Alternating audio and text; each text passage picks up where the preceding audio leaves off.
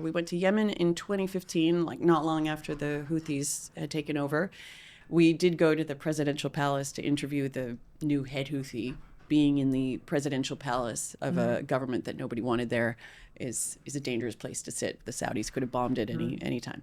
So we wanted to leave quickly. So we did our work very fast. We packed up our equipment and we were heading out the door, and they were like, You're not leaving. We said, What do you mean? You're not leaving. There's lunch. We said, we don't want lunch. I know, we don't want lunch. We just want to leave. And our drivers were at this point going, Guys, we can't say no. They're not going to let us go. For over 40 years, my life in food has been a story of adventure, excitement, education, and comfort. Erin Lyall, who is with me today, is a conflict producer for CBS News. Her life in food has been a story of survival, danger, and hope. She has eaten with Ukrainian soldiers on the freezing front line, cooked with families in their homes in Gaza, and shared food on the battlefield in Syria and Iraq, with bullets sounding in the distance. From these experiences in the field, Erin has created Food Under Fire, a unique and beautiful food blog full of recipes, anecdotes, photographs, memories, and portraits of the people she's met on her journalistic travels.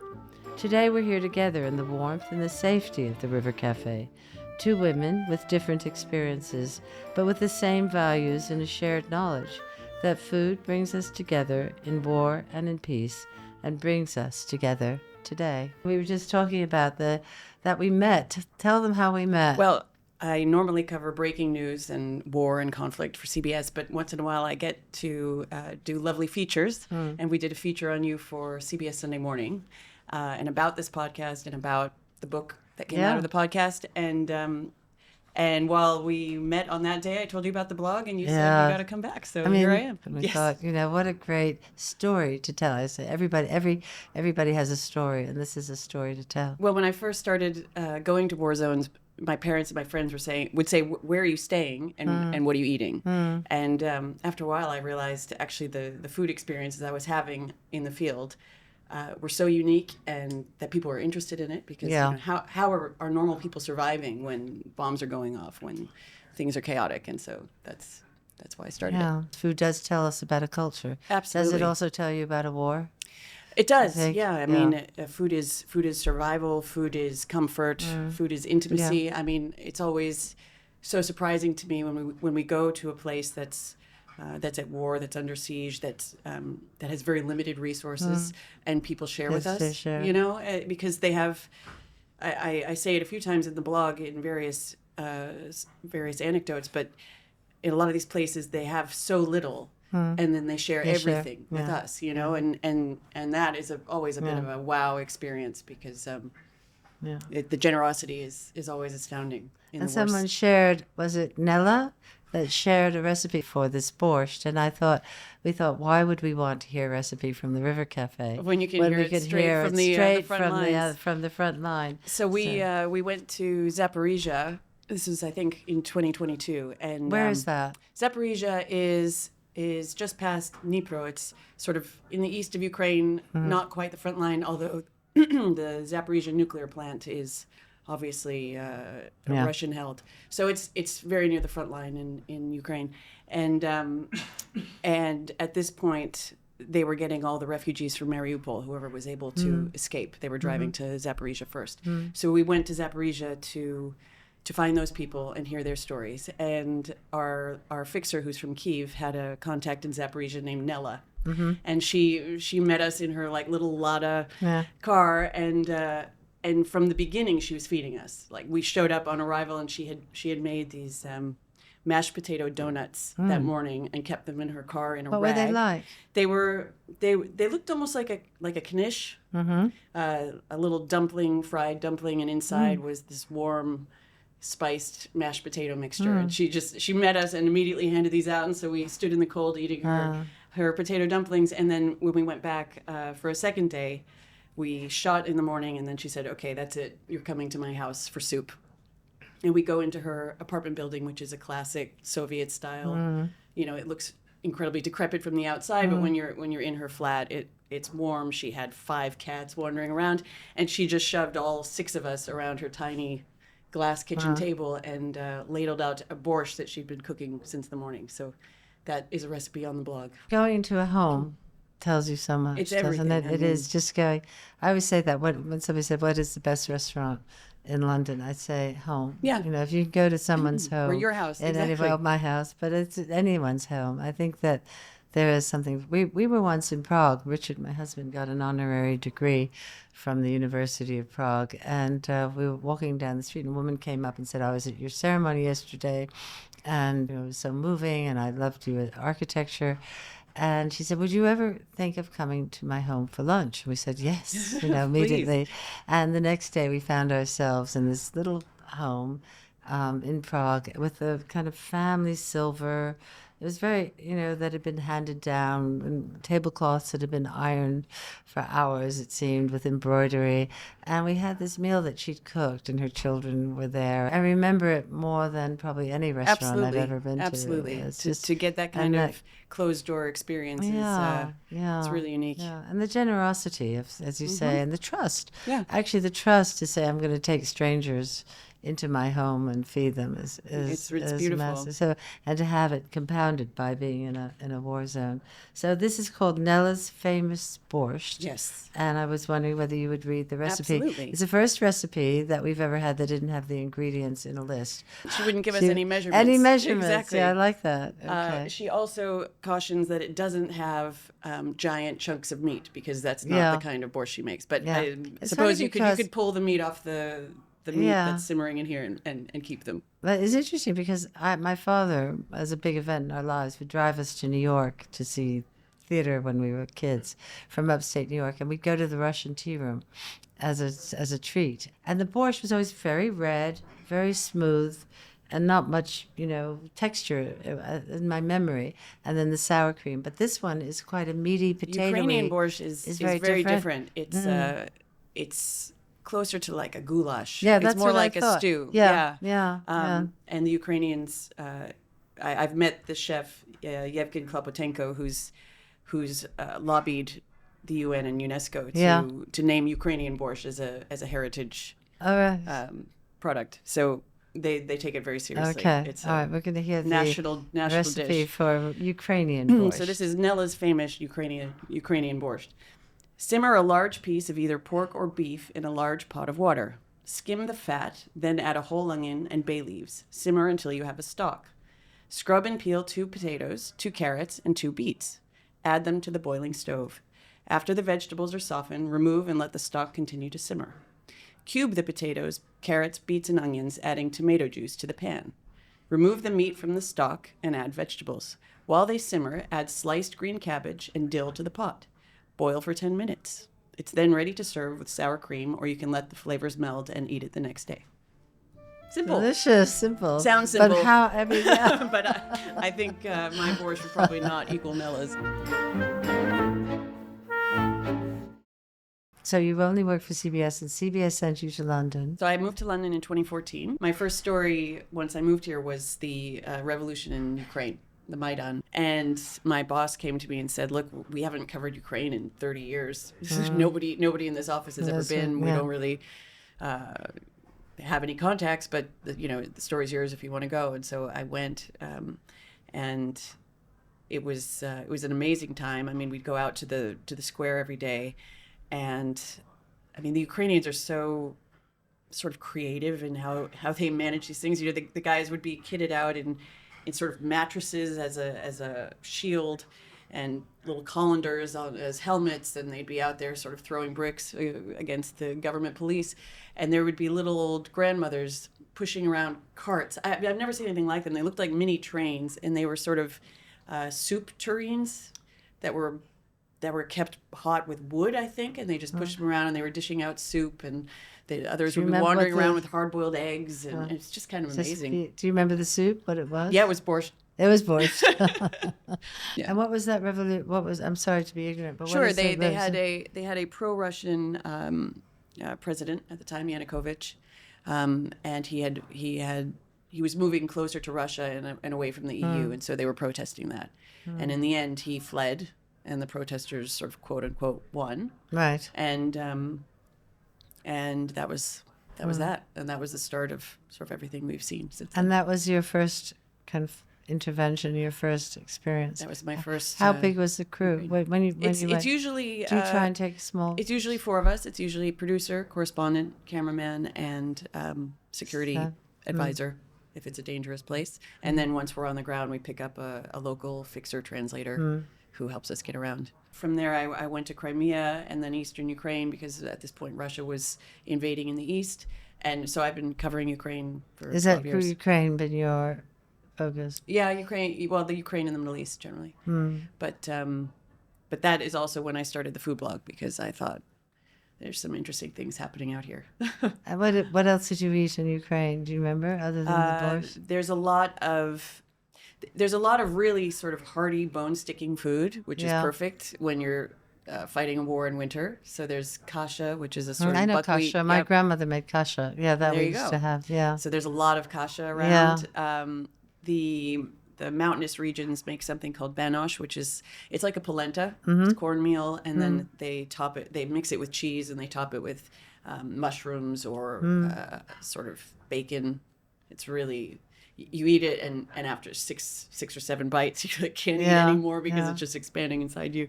And then, if you get sort of toward the front lines and you're with the soldiers who are cooking, there's a lot of boiled eggs. There's a lot of stews, soups on the stove. How do they get the food to the front line? They have an amazing logistics. Is Ukraine particularly strong in that? They're very nimble, and they pivot very quickly. So they've been very good at keeping the logistics running. There was one trip we made close to the front line, and it sort of set back a little bit, and they had a proper food set up there where they were bringing in sort of volunteer chefs. This guy, a Ukrainian guy, had come in. He was a head chef in Sweden somewhere, and he had flown back to volunteer his services after the invasion, and was just there again making borscht. Do you know Jose Andres? Yes. Did you ever meet him? I haven't. Yeah. Because he's amazing. He is amazing. He's my hero, and World Central Kitchen is pretty special. World Central Kitchen. They fly in, and we run into their people in more places than any other charity out there. Actually, like you'll be really frontline-ish, and you'll see a guy in a World Central Kitchen T-shirt. It's amazing, actually. They really are. And they do it in an incredible way, which he just goes. He doesn't bring a whole team with him, I think. And then the whole idea is that they hire locals, and the locals source everything locally. So it's really, really, excellent because work they do. You sort of started by talking about how very often you go to a war zone, and life is going on. But that must change from when you get then to the actual to the front line. Absolutely, and it gets harder the closer you get, obviously, to get fresh produce and varied products. But somehow they're all doing it. One of my most amazing experiences in life, I mean, at work for sure, but in life as well, was when Kherson had been taken over by the Russians in the early days of the invasion. Where is Kherson? It's southern Ukraine. Southern Ukraine. Yeah, and it's sort of right on the way to Crimea, and that's why I think the Russians took it, because they have Crimea, and so they came in, and it was liberated. The Ukrainians liberated the city. I mean, on the other side of the river, in that part of Kherson, the Russians are still there to this day, but the Ukrainians took back the main city. So we were in Kyiv, and we wanted to get to Kherson, obviously, because the pictures were amazing. People were dancing in the streets and singing.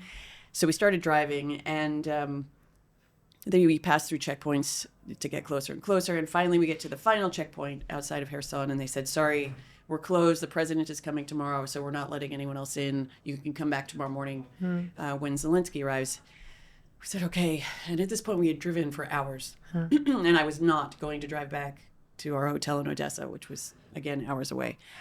So I said, all right, team, let's go to the nearest village. Let's shoot a story, see what we can find, and maybe we can find a guest house. So we go to this village, and we see this little old man, and he approaches us, and he starts crying.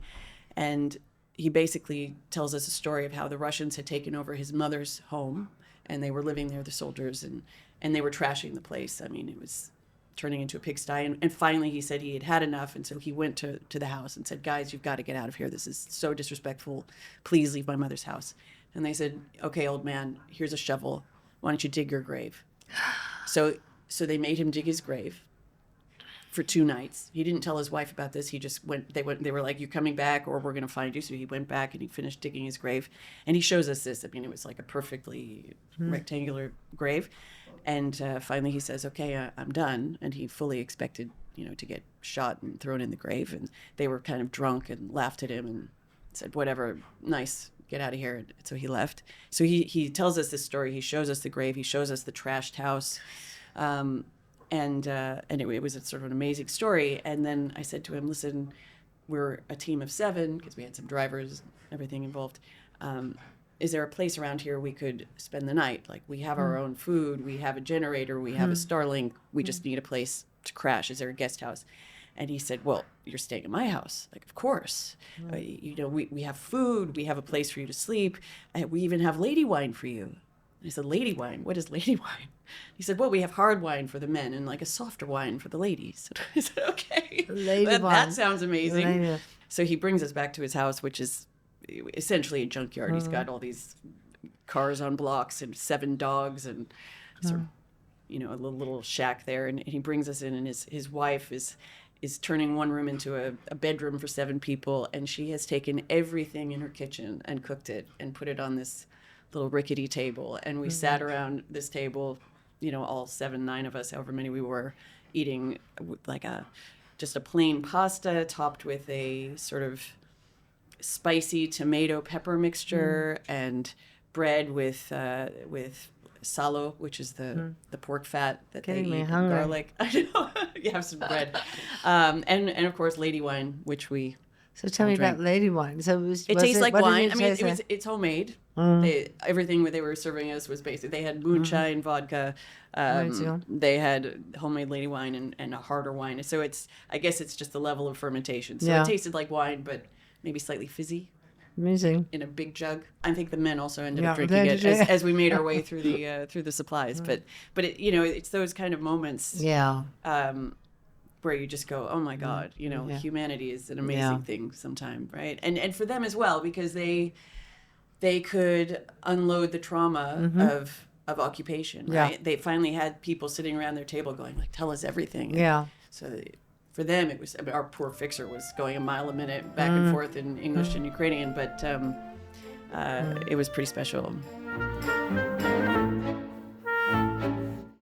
So we're taking Ukraine, which is a very strong image of the food, the culture, the whole atmosphere of war. If you shifted to Syria, would that be a very different mindset in terms of? No, I mean, the hospitality is sort of a universal gift, and in many of the cultures, particularly in the Middle East, hospitality is taken very, very seriously. So.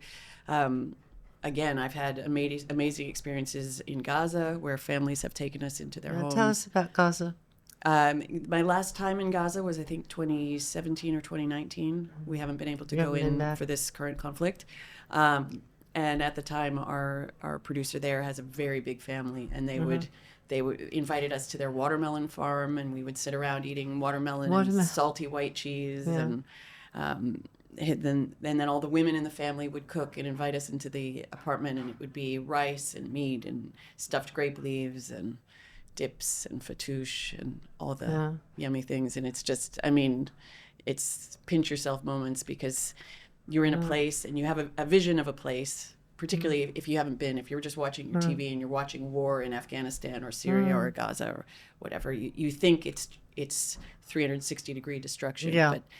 But actually, when you're in it, there's these amazing moments. What is the nearest you've come to a kind of death experience? In 2014, my team and I were taken by Russian separatists, blindfolded at gunpoint, and taken to a place and held. It was really only probably half a day, but it felt like forever. And when you're sitting there in a blindfold. Time passes very slowly. Wow. That was in 2014. Were you together in a room, or were you allowed to speak They to each other? separated the men and the women.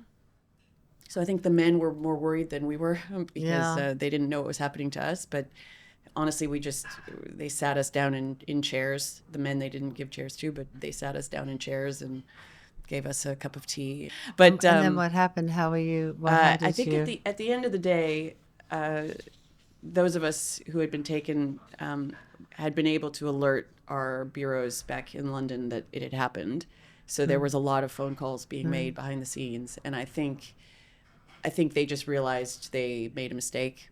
What country were you in? This was Ukraine. This was Eastern Ukraine. And you talked about Yemen. Did you also have an experience we went to Yemen in 2015, like not long after the Houthis had taken over, and we didn't have a near-death experience there at all. I mean, it was perfectly fine, but we did go to the presidential palace to interview the new head Houthi, whoever he was at the time, and we wanted to do things as quickly as possible because obviously being in the presidential palace of a government that nobody wanted there is a dangerous place to sit. The Saudis could have bombed it any time. So we wanted to leave quickly. So we did our work very fast. We packed up our equipment and we were heading out the door, and they were like, you're not leaving. We said, what do you mean? You're not leaving. There's lunch. We said, well, we don't want lunch. I know, we don't want lunch. We just want to leave. And they're like, no, it's not possible. There's lunch. You're sitting down and you're having lunch.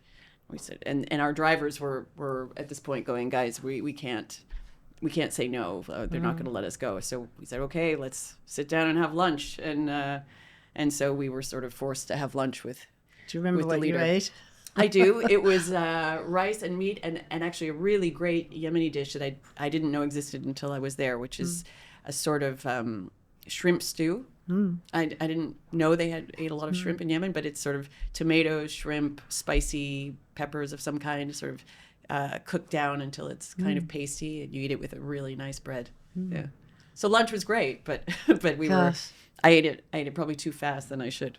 Do you think you get used to danger? Do you get hardened? Do you feel? I don't. Well, no. Other people might, but every time I'm in a dangerous situation, I get that pit of stomach feeling, and I sort of hunch into myself, into my body armor, and it's not very pleasant. We don't make stupid decisions to go to unsafe places. Have you lost people? CBS has lost people, we have. And so we take it very seriously. Yeah. Most networks have lost people. Yeah. And it's dangerous work, but we try to be as safe as possible. If anyone on the team doesn't feel safe, we turn around.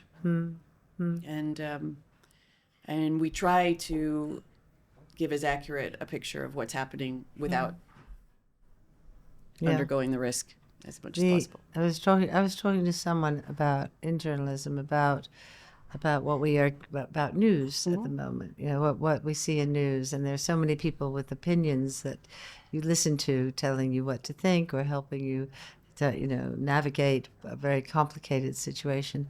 But he was saying that the really important reason we still have television is the people on the ground. That if you turn on and you see a reporter from the city that is being bombed, from the country that has been attacked, that is the real point of journalism now. You need the facts in order for the opinion makers to have the opinions, right? So it is important. We do need to show what's actually happening. Yeah. What was Syria like? Syria, I spent most of my time in northeast Syria. We have other teams that did the sort of Damascus part of things. So northeast Syria is a Kurdish region. They're at war with Turkey as well. And we were mostly there in the fight against ISIS. And in that situation, I have a blog post about the breakfasts we would make ourselves, because as ISIS got pushed back further and further into Baghouz, which was that little tiny pocket at the end there, we were further and further away from a place to stay. So by the end, we actually slept in the street, not far from the Baghouz front line. We just brought these army cots and slept wrapped in these big fluffy Syrian blankets, and every morning someone on our team would make porridge. Porridge. with just a little camping stove and a Yeah. little ring, and he would boil water and coffee mate, and then add in the oats, and then we had a whole supply of sort of nuts and dried fruit and peanut butter, and every day we would make something different. One day it would be banana nut, one day it would be peanut butter and jelly, one day it would be dried strawberries and hazelnuts, and we'd try to pimp it out as much as we could to make it interesting. But by the end, we were all kind of expanding out of our pants, because if you're eating boiled coffee mate every day, I mean, it was like injecting pure cream into our veins. I went to Syria in 2008, quite a long time ago. Oh, wow. And we ate Where were you? so well. We were in Damascus and Amazing. Aleppo and Palmyra. And it was an incredible culture of food. You talk about culture and what the artifacts in the museum of pottery, or you see the paintings, or you see the architecture, but the culture that you learn through food, the way they would cut a piece of cake, the way people would share. I remember Richard and I went to a park, and people really wanted us to try things, Yeah, taste amazing. that from their own picnics. It's that hospitality It's again. I just know, that it's really sense. beautiful. Yeah. Do you think it is very Middle Eastern and Absolutely. In fact, I find sort of the Anglo hospitality is one of the worst, sort of American and British. It's a little bit more closed off. Yeah. You bring in your friends and family, but strangers not so much. Whereas the rest of the world tends to be a bit more open-armed. Very, very impressed, and also how delicious the food is. Yeah. Do you it's ever amazing. bring back recipes and cook them when you come back? I do. Yeah, I do. And my most recent recipe that I've learned is Ukrainian pickles. Okay, what's Which that? is, Tell me. it's so simple. It's like crazy, and my kids love them. They eat them all the time like candy. You basically take a Tupperware, you slice small cucumbers into spears, throw them in the Tupperware, throw in a handful of big sea salt flakes, throw in a bunch of dill, and a couple peeled cloves of garlic. That's it. Put the lid on, shake it, put it in the fridge, and in 2 hours, they're like the most amazing, fresh, quick pickle. Yeah. There's no liquid. No right? liquid at all. Wow. Yeah, the salt just Yeah. makes it all happen. And restaurants, when you're in these wards, you go to Sure. you all the go time. out. Yeah. Yeah. It's so interesting because again, they would I've been reassured so many times by people who are living in a place that we think is just like over. Mostly my children who've been backpacking or traveling. They want to say, "Come home." They go, "It's fine. We're okay." Absolutely.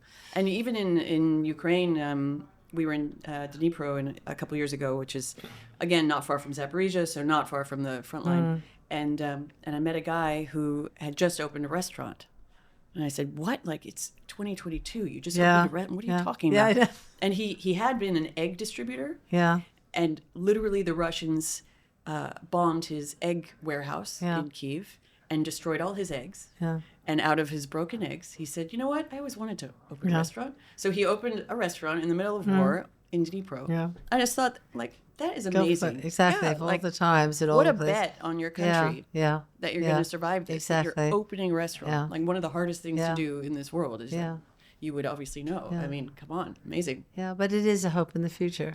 That's what you Absolutely. said. I've come across that with people who are ill, that they want to buy that house, open that restaurant, get a new job, Yeah, travel, do it. even though, they're facing the obstacles. It's a kind of saying, somehow we'll be okay. Yeah, it's great. There's hope everywhere. Yeah, there is. Let's go back to peace and being born in Japan. Is that right? Yes, my parents were briefly in the Air Force, and they Both moved, of them? Yep, they joined together as doctors, and they moved As to doctors. Misawa, Japan, and very quickly had me and my sister, and then 4 years later left. So left you the have no military. memory of living Very, in Japan? very little memory. I Yeah. went back as a later in my childhood and as a 20-year-old, but very little memory. Where did you grow up? So after Misawa, we moved to southern Massachusetts, near Plymouth. And they opened their clinics there, and I spent my childhood in Massachusetts. And what was food like in your home? Did they manage to work all day and then cook, or They did did. you... My dad was the cook, actually. Oh, was he? My mother tried sometimes, but never terribly successfully. We like to rib her about that. But my dad is nearly professional level. He's very Really? good. Yeah, he's very good. So we ate very well. But sort of more than that, they really tried to expose us to world foods. So what they weren't cooking at home, that we did it in rural Massachusetts in the 80s. There wasn't very much. But once a Thai restaurant opened up, we would do Thai food there every Thursday night. We would sometimes drive into Boston and go out for Japanese and other cuisines. My parents used to have these elaborate country-themed dinner parties and enlist me to serve. So I would dress as a peasant and serve the Russian dinner or whatever that dinner party was going to be. So they were really into exposing us to world food. Well, that's great. More than like distinct memories of the meals at home. It was more. Did they travel with you? We went to Japan again as a child. We went to Europe, and all of those trips were built around the food.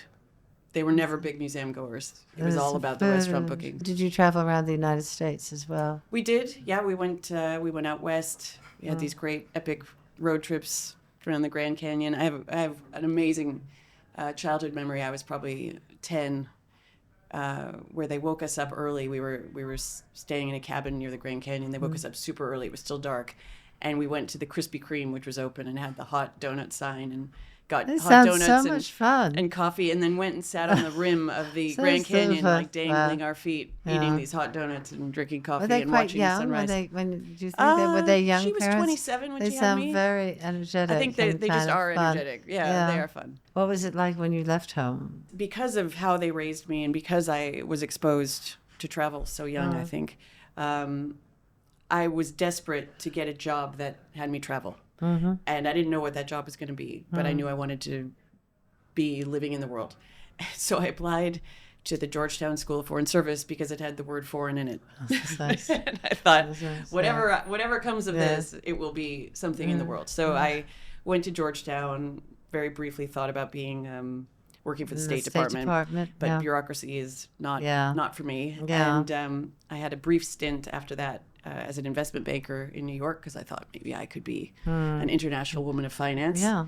That also didn't really scratch that itch. Do you have food memories of that time? When you were domestic, did you have your own apartment and start? In Washington, I started cooking a little bit. I really started getting into food writing, like reading food writing. I wasn't writing anything at the time, but I became obsessed with this sort of live blog that the Washington Post food critic at the time, who I think was Robert Sietsema, he had a sort of a live chat with him once a week, and I would log on every week and start asking questions about which restaurant to eat at, or I don't know, it was very dorky, but I became slightly obsessed with food writing then, and started reading Jonathan Gold at the LA Weekly and the New York Times food writers, and really started to care very deeply about restaurants and cooking, and started to get into it a little bit more. When I was in New York for the investment bank, I just gained a lot of weight because you work such long hours. Yeah. Well, if you work past 9, you can expense $30 worth of dinner. So every night I was getting $30 worth of Indian food, and after a while I was like, this is really not doing me much favors. But I left the investment bank and got hired at CBS as an intern in New York and started my career there. Doing what? My first job, they hired me in 2003 as part of the war desk because it was the second Gulf War was just starting. Right. And they put me in the basement in a room called the record room, which was just full of TVs. And I would sit there taking notes on all the footage that was coming in so that a producer or an editor could walk in and say, where is there a shot of a jet taking off from an aircraft carrier? And I could pick up a tape and say, minute 23, second 11 on this tape. And as I watched all this footage come in, I said, like, where is this coming from? Who's shooting all this material? What is this? And they said, well, there are teams in the field. It's a producer, a correspondent, and a cameraman, and they shoot their material and they feed it via satellite, and it comes in here. I thought, oh, well, I have no desire to be on camera, but a producer sounds pretty cool. You're just out in the field helping manage stuff, and that sounds like a job I want to have. And so that was sort of the early aim. I was talking to someone who was telling me that, just recounting the old days as a photojournalist, where you would take the photographs in Hanoi and then hopefully get them on a plane that was flying to New York. Exactly. And they would hopefully deliver them to the New York Times in time. We had giant rolls of film that we would apparently this is pre-me, but they would go to the airport and sort of beg Yeah. someone to take it on a flight with them, take it on a and then flight. pick it up on the other end. Yeah. So it's gotten And a lot now, easier, yeah. a lot easier. But it just means we have to work that much harder and faster because it's so instantaneous, right? So that intern, do you think there was still an intern somewhere in CBS doing that job? Probably in not that different exact way? job, but not too far off. Yeah. That's how it works. When did you actually leave New York? So I left New York in 2007 and went to Chicago. Then I went to LA. And when I was in LA, I started doing a lot more foreign coverage. So I covered the earthquake in Haiti. I covered the what was tsunami that in Japan. like? I mean, that was very hard. That was a very hard story. Because? Well, because the living conditions throughout So poor. were not great. At the end, we ended up sort of bunking with another network in a nicer hotel. But at the beginning, we were sort of really roughing it, nearly camping and eating MREs. And there was some food around, but some people on our team ate it, got so sick they had to be medevaced out of the country. So it was really just sort of, eating canned, tinned stuff and nuts. And then the things we were seeing were just so gut-wrenching. That, Like what? well, like people who had lost everything, who were starving, who were sleeping in the streets. Do you find that that your reaction to a natural disaster like an earthquake or a flood is there different than being in a war zone when you see the suffering? They're not dissimilar. Yeah. They're not dissimilar. People losing everything, people getting hurt or killed. They're slightly easier in that you don't. There's no political aspect to the reporting. It's just Mother Nature did this. Yeah. And so you don't have to pull back and get into the sort of bigger context of whatever the conflict is. But for the reality on the ground, it's very similar. And it's a lot the same stories of how do you survive this? How do you rebuild? How do you deal with the loss?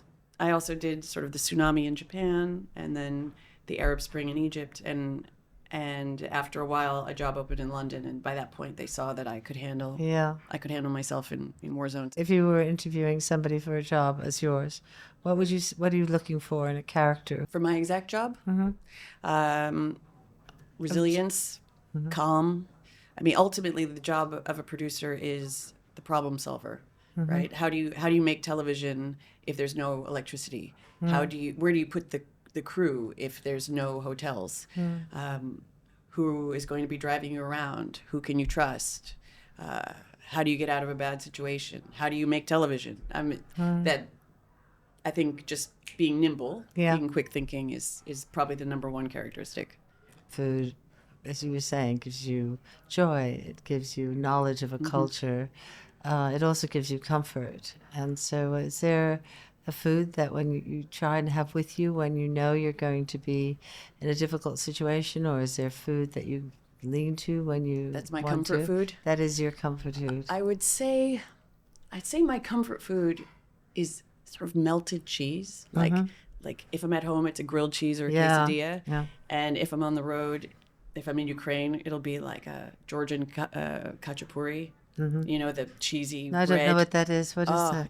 It's amazing. It's like a stuffed. It's like a calzone basically with melted cheese. It's just running everywhere. So if I have a tough day on the road, I can go get something with some drippy melted cheese coming out of it. I certainly, when I go to the United States, I always want to have a grilled cheese sandwich. Yeah, I love grilled cheese. Just a grilled cheese sandwich. It's like the crispy edges and and the melty you inside. Feel that you're sort exactly. of okay, you can have it. I know. When I was in New York recently for the book, I came back and I had been out all night, and I just thought, you know what, I'm going to have a grilled cheese sandwich, and it was so good. And actually, I got a good tip from the New York Times cooking section, which is to smear the outside of the bread with mayonnaise instead of butter. I've heard that. It's amazing. Right, it doesn't I did burn. hear that It's too. so good. Yeah. Okay, well, let's go have a grilled cheese sandwich Give it together. a try. Exactly. Okay, Thank you so much. It was good. It's a pleasure. Really good. Thank you. Ruthie's Table 4 was produced by Alex Bell, Robbie Hamilton and Zad Rogers, with Andrew Sang and Bella Salini. This has been an Atomized production for iHeart Media.